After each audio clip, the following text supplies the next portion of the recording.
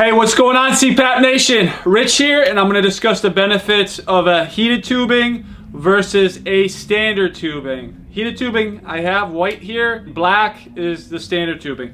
First and foremost, let's talk about the cost. For this tubing, you could pay anywhere from $5 to $10 on average, maybe more. It's cheap, it is what it is. Heated tubing is going to cost you a bit more, maybe the $30 to $40 range. And what I use personally, I use the heated tubing myself.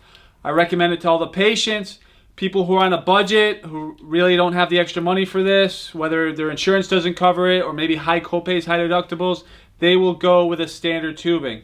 I know a lot of doctors who want all their patients to go on heated tubing because compliance data has shown to be more effective when a patient uses heated tubing, and I'll get into some of those benefits.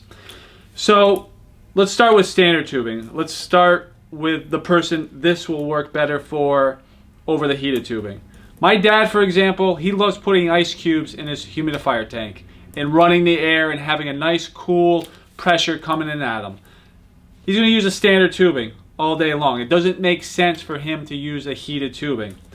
One of the drawbacks with that is he's going to get water in this tube. So less of that humidification is going to go to him directly. So he's going to wake up with a dry mouth, dry nasal passages. So in turn, I mean, yeah, maybe it's nice to cool air and everything, but it's not serving a good benefit. The heated tubing, on the other hand, is it serves a purpose. I have the DreamStation here, and I'm going to use this as the example. There's a burner in here, is warming up the water, so when it comes through the tubing, it's warm, humid air.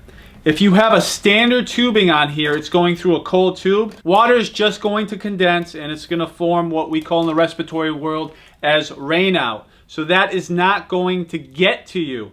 What's nice with the heated tubing is air is going to stay warm. It's going to stay humid. It's going to have the direct benefit of going to you. And for most people, a nice warm, humid air when sleeping is very beneficial. And I'm just going to add one other point with this.